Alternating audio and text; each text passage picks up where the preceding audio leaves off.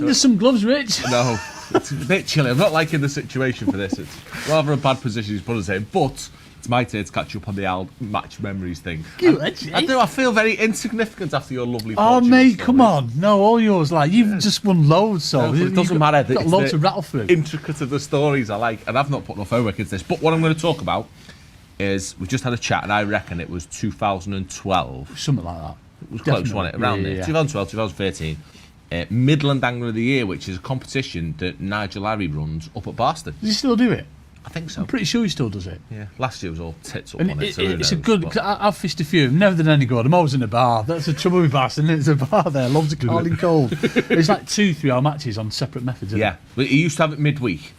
And it's Midland Angler of the Year, so it was a bit controversial because all us northerners used to do that. That's right. Let's have a go at that. 'Cause it's a big competition, do you know what I mean? A few quid and a nice prestigious one, wasn't it, to win? And it was that format of I think it was 3 hours on it.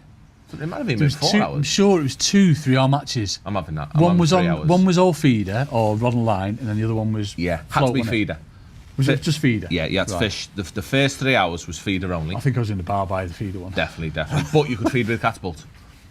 Yeah, and you could feed your pole line. So you could cut if you wanted, you could cut bait onto your pole line. Or you could just fish like 16 or 14 metres on the ledger bomb, couldn't you, on the feeder? He asked you not to, didn't he? Did he? Said, I may or may not have heard the rules that day. Yeah. He said, try and keep it 20 metres. I mean, but this was Barston then in that era, 2000. It wasn't like it was now. It wasn't the out-and-out big carpy place. Skimmers. It was skimmers, and the F1s had only been in a couple of years. There was millions and millions of carp still in there, but it wasn't as prolific as it was now. No. Or wasn't the prolific's not the word. It wasn't the type of fishing. No, it was solid, but it was like lots more skimmers, bigger skimmers, and the F1s. It was a bitey place, wasn't it? Yeah. But still, the favoured areas were. You didn't draw. From what I remember, you didn't draw a favoured area. No, but we'll go into that because at the draw, it's a section thing.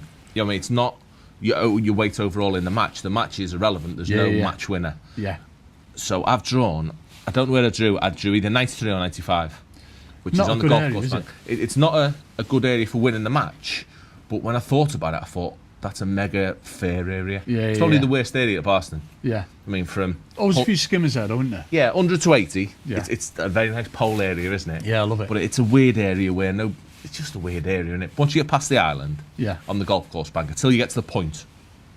Where's the point? Is it in the 70s or 80s? Where it just sticks out a little bit. Yeah, Darren Cox always does his features there, doesn't he? Yeah, Bez do. I think it's about 83, but I might be wrong. I think it's like 80. But around the point that wasn't in my section. Right. My section was like 85 or 87, like the cut-in bit. Yeah. Down to 102 or something. It's mega fair. Dead happy. Yeah. I think it's sections of 12, I'm going to say. Something like that. So really, really happy where I was. But it was like impossible to stand out because no one had any. There was no features or nothing. It's a very tricky one to catch a fish. Yeah. So in the feeder match is the one to start, and it's a bodger for me.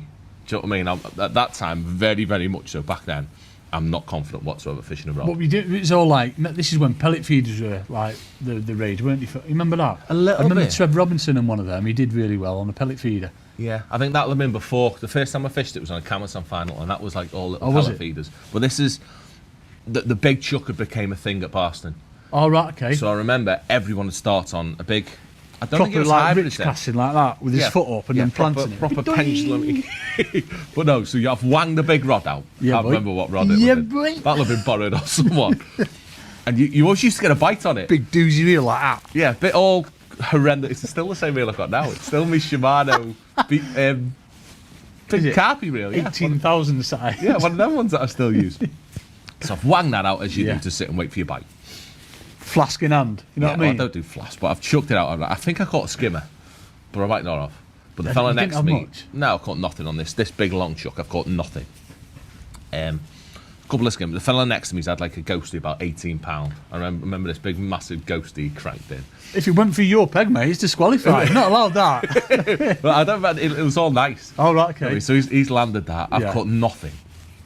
I'm going to rush through the feeder one because I was a bit crap on the rod then. Back in the younger days. Stop it, Jay. But you never been crap at anything. Don't listen to him. Lack Don't of experience. Let him lead you in. But what I did do, it sounds like nothing now. Yeah. But then I took like a gamble, and I was feeding 8mm pellets, like as far as I could, and then it was never that sort of fishing didn't exist. Do you know what I mean? Not in our world. No one used to do. No, definitely not. Not bomb and pellet, man. No, definitely not. And I remember pinging these pellets long. Just for something to do. You getting bored? No. I did think I was going to fish it, but I didn't have a clue what I was doing. I just thought, ping some, make some noise. Because in fact, that was the rage.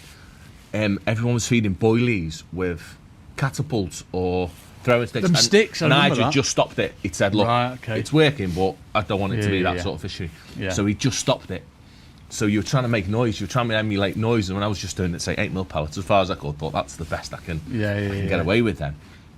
And it's a 3-hour match, and I've got 2 skimmers with half an hour to go, and I'm thinking, well, at the end of that, do you know what I mean? I'm last out of 12 or whatever else. This fella's winning it next to me with a big carp and 3 or 4 F1s. And I remember in half an hour chucking on this bomb and 8mm, but not with a bomb, with a feeder, a little method feeder. It'll have been a cobra feeder. Oh, or cobra with the elastic in. Yeah, boy, like proper, like get your hands sorted, didn't you? And everything, like mould them in. I imagine it would have been. I can't remember. Oh, definitely. But yeah, I remember chucking on it, and in half an hour I had 8 F1s. Did you? They were big buggers. I had like 8 F1s for £25. Get him, mate. And that comes second in section. So Nice. this fella's won next to me with £29. I thought, that's good. But a good bit of Barston for me then. I'd only fished it 3 or 4 times, always in Campbelltown finals. So that's how it sort of used to be, didn't it? Yeah. And that year I'd drawn opposite on about 40... You say 40s. 40 something, 45, 47. That was around where you were when you nearly took me out from that cast, wasn't it? A few years ago. No, I was a bit less than that, so I must have been about 45. I was next to Speedy that day on the Campbelltown final. Oh, was you? But I came second in the Campbelltown final with 78 pounder skimmers. Right. And I just fished pole for skimmers, so I thought I knew a few things about Barston, but I'll come into that. Yeah. And this is when the skimmer fishing was phenomenal. It was awesome, wasn't it? Oh, it used to be, and past the island it used to be. Yeah. I mean, the bit that you didn't want to pretty much was rock amazing. up anywhere. I remember like all over the place catching these skimmers. Didn't matter where you were. So I don't know what happens. Where do they go? Do they just eat carp bait? There's loads of it, but I think they just go through phases. The big ones probably died out, so it's all these ones now, and they'll get to a size because they grow so quickly now with all the so carpers much and boilies and all that. Yeah. But they were. The skimmers were about £1.50, £2. Proper jumpers, weren't they? Ba-doing. It was mad, wasn't it? Yeah, The right. So during the pole match, during the rod match, we're allowed to feed a pole. So what were you doing then? Were you like going in with a little pole pot and that? I've not fed it for ages. Right. I mean, I've just fished a feeder for ages. I think I remember with an hour to go of the feeder match, I thought, right, I'm going to feed some on my pole now. Because you've got your feeder match, but then you've also got an hour or an hour and a half break. Yeah. To weigh Go for a in, pint. set your kit up, and then start, and you can't feed in that break. Well, don't do that. But anyway, so I've got that break, so I thought, right, I'll feed it an hour to go, and then I'll feed it literally when I can see a couple of minutes on my clock. I'll feed it again then, but I didn't. So I've just fed it with an hour to go with a handful of pellets and some corn. What pellets? I'm going to go into that in a minute. Oh, right, okay. Yeah, they were 4mm pellets. And this is what the biggest lesson I've learned with skimmer fishing is that you have to have Screttins pellets for skimmer fishing. Have to. And at Barston, it was 4mm was so much better. I mean, something Paul Holland taught me years and years ago about soft 4mm, softening 4mm. So what you doing? Getting them in a tub, covering in water, putting them in fridges. Yeah, how you do it now. So pellets used to be different and they were easy to do. But I remember having these 4mm Screttins pellets, and some corn and some micro. It's just normal. Do you know what I mean? Normal skimmery bait, no maggots, nothing. It was all out pellets. Corn, that sort of bait. But it was really windy on the day as well. It was proper windy. And Barston is. You've never fished a lake that tows as much as Barston because it's 4 foot deep, 3 foot deep, and when it gets the wind, it's a joke, isn't it? It's absolutely tanking through. So I fed it anyway, and while I've been fishing the feeder, I pinged over the top of it as well. So I'm just pinging some 4mm. Yeah, just pinging the odd 4mm, not many because I don't know what's there. So you're just pinging the odd 4mm, and then obviously because I'm catching so well in the last half hour, I never fed it again. I've messed that up now. Yeah. I mean, that's potentially the biggest error I've ever done, not putting any bait in. So anyway, weighed in all that bloody second. So I thought, that's good. I mean, in with the chance. I think this fella had won. I remember Speedy had won the other section, which he would on feeder. He was in teens or something. I'm going to say there were 4 sections. I can't remember who'd won the other side. Yeah, there weren't many in the fight. I remember that. There never used to be many in it. No, because it was midweek. You used to get like 40 to 50. Yeah. So I think it was 4 sections of like 12. What's that? 48, 50, something like that. Quick maths, Rich. Quick maths. Yeah. Come on. So yeah, I remember Speedy had won and whatever else. I can't remember. A long time ago. Done lots of dodgy things between then and now. Thought you'd finished back then, Jay. Yeah, I'm good. No more drinking. Right. So, pole match. Yeah, boy. And it's wild. Yeah. Yeah, proper wild. But I fed me line at like 13 or 14 metres. And it's skimmer fishing, so you think like big angry rigs, what I've got to do is hold it still. So I've shipped out, I think I set up a 4B18s, a YSM, it'll have been chimps back then. Yeah, it'll have been a chimp. And did you say it was only like, what, 3.5 foot? Is it 3.5 really foot. shallow, isn't it? Shallow, isn't it? Yeah. Yeah. And I've not gone far, I've not gone in the water or nothing. Yeah. So it's normal Barston. So yeah, 3.5 foot in that sort of area, I'd imagine. So yeah, 418s carp per chimp. Yeah, boy. And I'd also set up a 4B12s Delta, do you remember them? Yes. Tubertini Deltas. Delta. Yeah, mad. Because that's what made the difference. On the Camasan final the year before, or that year, whenever it had been, the skimmers at Barston are weird. Like, really weird. They don't behave like skimmers do. They're not set your bait still and set a trap. I remember you telling me about this. They're a joke. A year ago, yeah. Honestly, they feed like roach or like F1s. And I'd clocked it that day and I'd fished again. And you just noticed that light rigs were absolutely unbelievable. But because of the conditions, you're thinking, no, it can't be. It's going to be a big heavy rig to sit there, job. So I've shipped out my big heavy rig. The whistle's gone. I can't remember. Shipped out before the whistle went. Jamie, how dare you? Instant DQ. I don't know whether I fed again. I don't know whether I fed with you a big pot. wouldn't have done, knowing you. I don't think I would have. 2 pellets, that's it. Done, yeah, dusty. I've probably gone in with cab pot and I'll have started loose feeding, because loose feeding is massive. Yeah. Yeah, it's not a place that you can put a pile in and sit. You can't big pot it.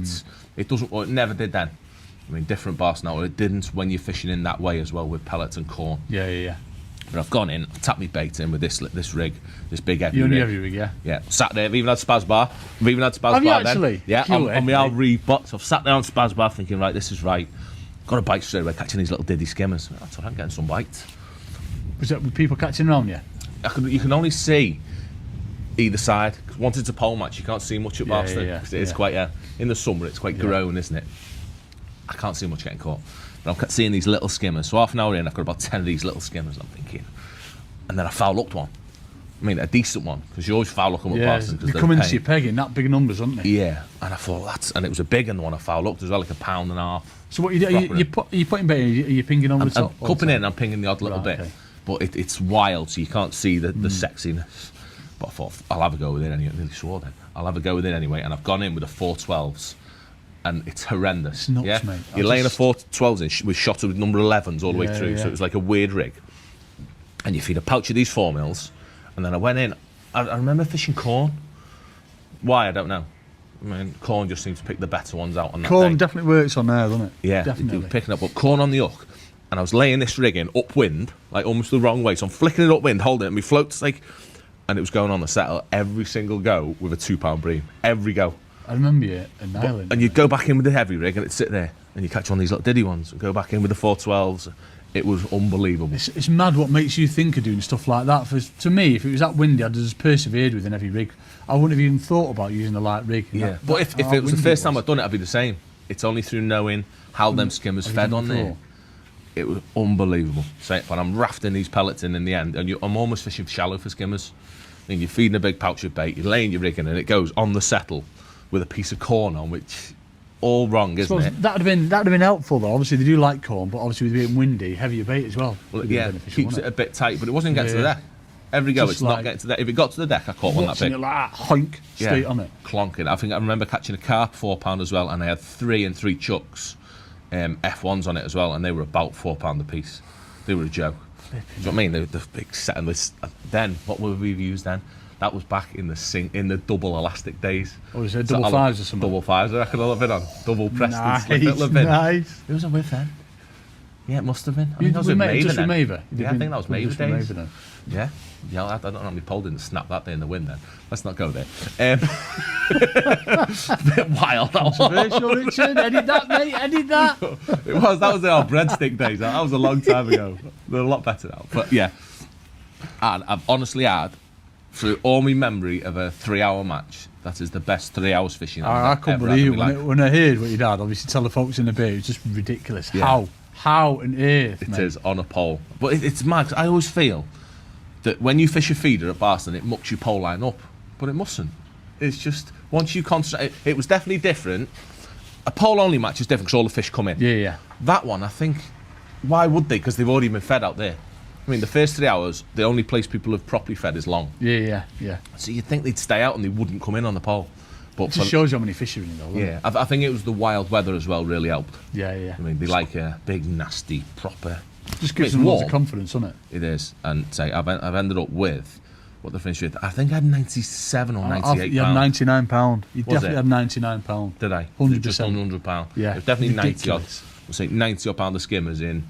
I couldn't believe Probably it when in I 2.5 seen the results. hours. I'm like, what? I was on my seventh pint by then. You know what I mean? You had £99 in 3 hours. Yeah. Maybe I'd have caught some if I'd have fished me peg, but no, it was ridiculous, It mate. was the best day's skimmer fishing I think And I've you end ever up had. winning. And I ended up winning. Yeah, I was very lucky. Controversially, a North Angler getting his name on the trophy for I think it happens Northern every year, Angler of the doesn't year. They do since. Who won it after me? I think Machin won it year after. I think Trent Robinson won it Trev's year won it after as well. that.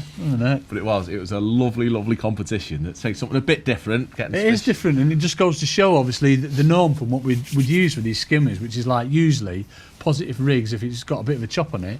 Just goes to show you the likes of him who are thinking all the time. It's not always. It's commercials, isn't it? Commercials. The rule book often goes out the window. Yeah. It's that depth of water as well. It can put a lot of people off. You're thinking, well, if I get like a big bulk there, it doesn't really look right with the size of the float and everything. But you know, it just goes. They to learn prove how to feed. I think it's the noise as well at Barston. They're so tuned into carp anglers hoiking noise in that they know to respond to it quick or the carp eat it. Yeah. So as soon as they hear something in there, they're straight on it. Yeah. But so that thing as well, that's kept me in good stead for years to come by. I remember you doing it last year or year before when you tried to take me out. You did the same then, didn't you? You had a really good doing that like strung out rig when you were in the 40s or 50s. Yeah. We had a little spell, didn't we? Quite a bit of baiting down here. Still there, that out. I reckon it is. But no, it just stands in good stead. I didn't know anything about it, and it just shows you. Remembering rigs and remembering the right pellets as well. So so never ever a Screttings Coppins pellet for skimmers. Yeah, Screttings pellets for skimmers is a joke. Just because they're so much lighter, do you think? And you just tastier, aren't they? They just like them. It's mad that. I like that, Joe. That was a good one. That was a good one. Needs a bit more length, but we like that one. So I'll get our thinking caps on and try and come up with another one to do shortly. I've got a book full of memories. Not all. Well, none of them are successful, to be fair. Of course, but it's interesting, though, isn't it? Yeah. Talking about the non-successful ones. I don't think he's got any non-successful ones to talk about. We've got to do that. That's the next two. Right, non-successful. The next two are where we haven't won a match. Get ready. I definitely didn't win this one. Okay. Yes, all yours, Rick. Oh, apart from the fish show.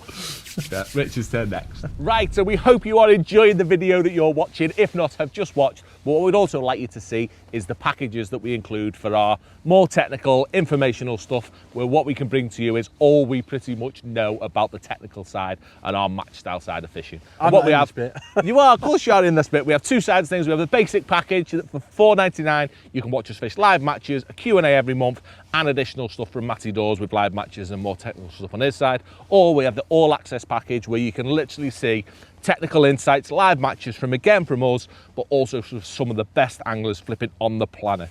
I mean, we treat it as 3 days coaching for us, and we go out and we show you what we're learning for anglers like Darren Cox, Andy Bennett, Des Ship, to name but a few. Well worth a look if you fancy having a little bit more fishing content to watch.